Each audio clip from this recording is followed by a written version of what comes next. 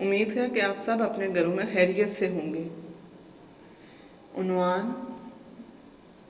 مضمون اسلامیات، جماعت پنجم، سبق نمبر 19، عنوان اسلامی اخوت۔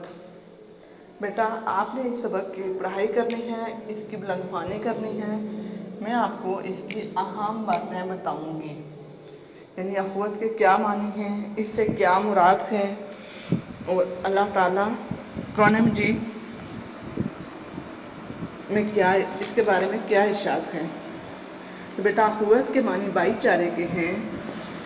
اسلامی اخوت سے مراد یہ ہے کہ سب مسلمان آپس میں بھائی بھائی ہیں، یعنی جو شخص کلمہ طیبہ پڑھ لیتا ہے وہ اسلامی برادری کا حصہ بن جاتا ہے۔ قرآن مجید میں ارشاد ہے: بے شک اہل ایمان آپس میں بھائی بھائی ہیں۔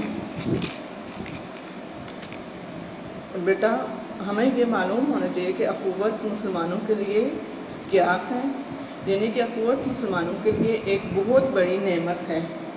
اس سے ایک دوسرے سے محبت اور ہمدردی کا جذبہ رکھتے ہیں، ایک دوسرے کے کام آتے ہیں، ایک دوسرے کے دکھ تکلیف کو سمجھتے ہیں۔ تو یہ وہ جذبہ اور احساس ہے جو ساری دنیا کی دولت خرچ کرنے سے بھی حاصل نہیں ہوتا۔ یہ اللہ تعالیٰ کا ہم مسلمانوں پر بہت بڑا احسان ہے۔ اللہ تعالیٰ فرماتے ہیں: اور سب اللہ کی رسی مضبوطی سے تھام لو اور تفرقے میں نہ پڑو، اور اللہ کی اس مہربانی کو یاد کرو جب تم ایک دوسرے کے دشمن تھے تو اس نے تمہارے دلوں میں ایک دوسرے کی الفت ڈال دی اور تم اس کی مہربانی سے بھائی بھائی ہو۔ بیٹا، یہ تاریخ جو ہے وہ اس بات کی گواہ ہے کہ اسلام سے پہلے جو لوگ تھے وہ ایک دوسرے کے دشمن تھے اور ان کی لڑائیاں ہمیشہ جاری رہتی تھی، لیکن جب اسلام قبول کرنے کے بعد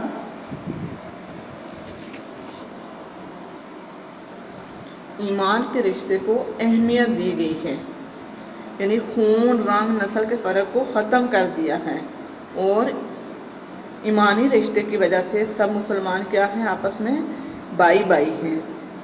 تو بیٹا، اسلامی اخوت کی ایک بہترین مثال ہے ہمارے سامنے، یعنی کہ دور نبوی میں اسلامی اخوت کی بہترین مثال مواقعات ہمارے سامنے آتی ہے کہ مکہ کے مسلمان جب ہجرت کر کے مدینہ آئے تھے تو ان کے پاس کوئی سامان نہیں تھا۔ تو کیا ہوا کہ جو انصار تھے، انصار نے تو مدینہ کے انصار بھائیوں نے اپنے مہاجرین بھائیوں کو اپنے گھر، مال، دولت اور ہر اشیاء میں سے برابر کا حصہ دیا۔ تو یہ اسلامی اخوت کی ایک ایسی مثال ہے جو دنیا کی کسی تاریخ میں نہیں ملتی۔ تو اسلامی عبادات بھی اخوت کی بہترین مثال ہے پوری امت کے لیے، یعنی کہ تمام مسلمانوں کا ایک کلمہ پڑھنا، باجماعت نماز ادا کرنا، امیر غریب، کالے گورے، آقا اور غلام سب ایک صف میں کھڑے ہوتے ہیں۔ اسی طرح حج کے موقع پر بھی ساری دنیا سے ایک کلمہ جو پڑھنے والے مسلمان ہوتے ہیں وہ ایک مرکز پر اکٹھے ہوتے ہیں۔ رمضان کے مہینے میں روزے رکھنا، یہ سب کیا ہے؟ یہ سب مسلمانوں کی ایک واضح اخوت کی مثالیں ہیں۔ تو اللہ تعالیٰ فرماتے ہیں: اللہ اور اس کے رسول کی اطاعت کرو اور آپس میں جھگڑا نہ کرو ورنہ کمزور پڑ جاؤ گے اور تمہاری ہوا اکھڑ جائے گی۔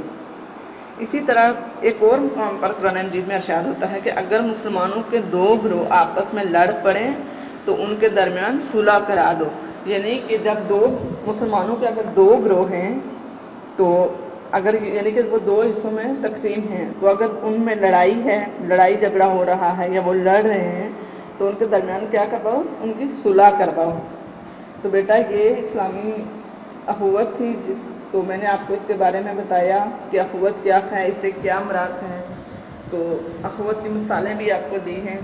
اب میں آپ کو اس کے تقاضے بتاتی ہوں کہ اسلامی اخوت کے تقاضے کیا ہیں۔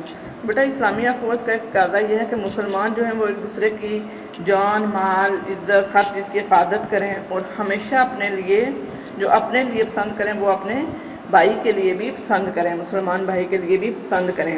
تو نبی اکرم صلی اللہ علیہ وآلہ وسلم کا ارشاد ہے کہ مسلمان کا بھائی ہے، وہ ظلم نہیں کرتا، نہ ہی اسے ظالم کے حوالے کرتا ہے، اور جو شخص اپنے بھائی کی ضرورت پوری کرتا ہے تو کیا ہوتا ہے، اللہ اس کی ضرورت پوری کرتا ہے، اور جو شخص کسی مسلمان کی تکلیف دور کرتا ہے تو اللہ تعالیٰ قیامت کے دن اس کی تکلیف دور کرے گا۔ جو کسی کی پردہ پوشی کرتا ہے تو اللہ تعالیٰ قیامت کے دن اس کی پردہ پوشی کرے گا۔ تو بیٹا نبی پاک صلی اللہ علیہ وسلم نے ارشاد فرمایا کہ ایک مومن دوسرے مومن کے لیے امارت کی طرح ہے، جس کا ایک حصہ دوسرے حصے کو مضبوط بناتا ہے۔ یعنی کہ جو مسلمان ہیں، مومن مسلمان، وہ دوسرے کے یہ اسی طرح جیسے ایک امارت ہے تو اس کا ایک حصہ دوسرے کو مضبوط کرتا ہے نا، تو اسی طرح مسلمان بھی ہیں۔ بیٹا آگے کچھ اخوت کے اثرات ہیں، ان کے بارے میں آپ کو بتاتی ہوں۔ تو اخوت کا ایک بڑا اثر یہ ہوتا ہے کہ ایک ایسا اسلامی معاشرہ تشکیل پاتا ہے کہ وہاں پر کیا ہوتا ہے، مسلمان آپس میں پیار محبت سے رہتے ہیں، ان کا اعتماد میں اضافہ ہوتا ہے، اور اللہ تعالیٰ اپنی برکت اور مدد نازل کرتا ہے۔ اسلامی اخوت سے اتفاق اور اتحاد پیدا ہوتا ہے، کوئی بھی دشمن طاقتیں جو ہیں وہ مسلمان کو نقصان نہیں پہنچا سکتی۔ تو اس سے کیا ہوتا ہے، ہمارا معاشرہ ترقی کرتا ہے اور ہم لوگ آگے بڑھتے ہیں، اور مسلمانوں کی قوت، خوشحالی اور ترقی کا راز کیا ہے، اسلامی اخوت ہی میں تو پوشیدہ ہے بیٹا۔ تو اگر ہمارے دلوں میں ایک دوسرے کے لیے محبت، اخوت کے جذبات نہ ہوں تو ہم منتشر ہو جائیں گے، اور دنیا میں ہماری حیثیت کچھ بھی نہیں رہے گی۔ اس لیے ہمیں چاہیے کہ ہم اخوت بھائی چارے کا عملی مظاہرہ کریں، اسی سے دنیا میں عروج اور غلبہ حاصل کر سکیں گے۔ تو اس سے کیا ہوگا، اس کے ذریعے ہم اپنی کھوئی ہوئی جو عظمت ہے وہ دوبارہ حاصل کر سکتے ہیں، کہ ہمارے اندر ایک دوسرے کے لیے پیار محبت کا جذبہ ہونا چاہیے، ایک دوسرے کے لیے مددگار ہونے چاہیے، یعنی کہ ایک دوسرے کی مدد کرنے والے ہوں، ایک دوسرے کے دکھ تکلیف کو سمجھنے والے ہوں۔ تو بیٹا یہ تھا ہمارا آج کا سبق۔ مجھے امید ہے کہ آپ کو یہ سبق بہت اچھے طریقے سے سمجھ آ گئی ہوگی۔ اب ہم اپنی مشق کی طرف چلتے ہیں۔ صفحہ نمبر 90 پہ ہماری مشق کا سوال نمبر 1 ہے، درست اور غلط فکروں کی نشاندہی کرتے ہوئے مناسب جواب پر ٹک کا نشان لگائیں۔ تو نمبر 1 ہے، جو شخص کلمہ طیبہ پڑھتا ہے وہ عالمی برادری کا حصہ بن جاتا ہے۔ تو یہ کیا ہے، یہ غلط ہے۔ عالمی کی جگہ آپ لوگ اسلامی لکھیں گے۔ تو بیٹا جب آپ بلند خوانی کریں گے، اس کو پڑھیں گے تو آپ کو اسلامی ملے گا، عالمی کو انڈر لائن کریں گے اور اس کی جگہ اسلامی لکھیں گے۔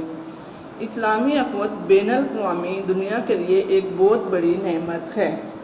یہ بھی غلط ہے، کس کے لیے، امت مسلمہ کے لیے ہے۔ اللہ تعالیٰ کی مہربانی سے مسلمان آپس میں بائی بائی ہیں۔ بالکل درست جواب ہے، بائی بائی ہیں۔ اسلام سے پہلے عرب کے لوگ آپس میں گہرے دوست تھے۔ غلط، کیا تھے، جانی دشمن تھے۔ حضرت محمد صلی اللہ علیہ وآلہ وسلم کے آزاد کردہ غلام تھے۔ یہ غلط ہے، حضرت سلمان کی جگہ کیا گا، زید بن حارث۔ نمبر 6 ہے، اسلامی معاشرے میں اخوت سے اتفاق اور اتحاد پیدا ہوتا ہے۔ تو یہ کیا ہے، یہ درست ہے۔ سوال نمبر 2 ہے ہمارا، درست جواب پر دائرہ لگائیں۔ نمبر 1 ہے، اخوت کے معنی ہیں اتحاد و اتفاق، بھائی چارہ، پیار و محبت۔ تو کیا ہے، بھائی چارہ۔ نمبر 2 ہے، دور نبوی میں اسلامی اخوت کی بہترین مثال ہے مواخات مدینہ، میثاق مدینہ یا صلح حدیبیہ۔ مواخات مدینہ، آپ صلی اللہ علیہ وسلم اہل بیت قرار دیتے ہیں حضرت بلال کو، حضرت سلمان کو، حضرت عمر کو، حضرت سلمان کو۔ نبی اکرم صلی اللہ علیہ وآلہ وسلم نے پوری امت مسلمہ کو قرار دیا امارت کی مانند، قوم کی مانند یا خاندان کی مانند، امارت کی مانند۔ نمبر 5 ہے، امیر المومنین حضرت عمر میرے آقا اور میرے سردار کہہ کر پکارتے تھے، حضرت بلال حبشی کو، حضرت ابوبکر صدیق کو یا حضرت علی مرتضیٰ کو؟ حضرت بلال حبشی کو۔ نمبر 6 ہے، اگر مسلمانوں کے دو گروہ آپس میں لڑ پڑیں تو ان کو سزا دو، ان کو لڑنے دو یا ان میں صلح کرا دو؟ تو کیا کرا دو؟ ان میں صلح کرا دو۔ بیٹا ہمارا سوال نمبر 3 ہے، صفحہ نمبر 91 پہ، خالی جگہ پر کریں۔ خالی جگہ ہے، تمام اہل ایمان آپس میں ڈیش ہیں، تو خالی جگہ میں کیا آئے گا؟ بھائی بھائی ہیں۔ اخوت امت مسلمہ کے لیے ایک بہت بڑی خالی جگہ ہے، آگے نعمت ہے۔ اللہ تعالیٰ کی رسی کو مضبوطی سے تھام لو اور خالی جگہ میں نہ پڑو۔ تو کیا آئے گا خالی جگہ میں؟ تفرقے میں نہ پڑو۔ حضرت صہیب ڈیش کے رہنے والے تھے، روم کے رہنے والے تھے۔ حضرت صہیب کہاں کے رہنے والے تھے؟ روم کے رہنے والے تھے۔ اللہ تعالیٰ خالی جگہ کو پسند کرتا ہے اور اس کی مدد کرتا ہے۔ جماعت کو، مسلمانوں کی قوت، خوشحالی اور ترقی کا راز خالی جگہ میں پوشیدہ ہے۔ تو خالی جگہ میں کیا ہے گا؟ اسلامی اخوت میں پوشیدہ ہے۔ بیٹا ہمارا آج کا آخری سوال ہے، سوال نمبر 4، سوالات کے جوابات لکھیے۔ نمبر 1 ہے، اسلامی اخوت سے کیا مراد ہے؟ تو اسلامی اخوت سے کیا مراد ہے؟ اسلامی اخوت سے مراد یہ ہے کہ سب مسلمان آپس میں بھائی بھائی ہیں۔ نمبر 2 ہے، قرآن مجید کی روشنی میں اسلامی اخوت کی اہمیت بیان کریں۔ تو اخوت مسلمانوں کے لیے بہت بڑی نعمت ہے۔ مسلمان ایک دوسرے کے لیے محبت اور ہمدردی کے جذبات رکھتے ہیں، ایک دوسرے کے کام آتے ہیں، ایک دوسرے کی دکھ تکلیف کو اپنی دکھ تکلیف سمجھتے ہیں۔ نمبر 3 ہے، مواحات مدینہ اسلامی اخوت کی بہترین مثال ہے، وضاحت کریں۔ تو بیٹا دور نبوی میں اسلامی اخوت کی بہترین مثال مواحات ہمارے سامنے ہے۔ یعنی جب مکہ کے مسلمان ہجرت کر کے مدینہ آئے تھے تو ان کے پاس کوئی سامان نہ تھا۔ مدینہ کے انصار نے اپنے مہاجرین بھائیوں کو اپنے گھر، مال، دولت اور ہر چیز میں سے برابر کا حصہ دیا۔ یہ اسلامی اخوت کی ایک ایسی مثال ہے جو دنیا کی کسی تاریخ میں نہیں ملتی۔ بیٹا سوال نمبر 4 ہے، اسلامی اخوت کے تقاضے کیا ہیں؟ تو بیٹا اس کا جواب ہے، اسلامی اخوت کا تقاضا ہے کہ ایک مسلمان دوسرے مسلمان کی جان، مال اور عزت و آبرو کی حفاظت کرے۔ جو اپنے لیے پسند کرے وہی اپنے بھائی کے لیے بھی پسند کرے۔ نمبر 5 ہے، اسلامی عبادات کا اخوت سے کیا تعلق ہے؟ تو اسلامی اخوت کا عبادات سے گہرا تعلق ہے۔ تمام مسلمان ایک کلمہ پڑھتے ہیں، باجماعت نماز ادا کرتے ہیں، امیر غریب کالے گورے سب ایک صف میں کھڑے ہوتے ہیں، اور اسی طرح حج کے موقع پر ایک کلمہ پڑھنے والے مسلمان ایک مرکز پر اکٹھے ہوتے ہیں۔ نمبر 6 ہے، اسلامی اخوت کے بارے میں نبی کریم صلی اللہ علیہ وآلہ وسلم کے ارشادات بیان کریں۔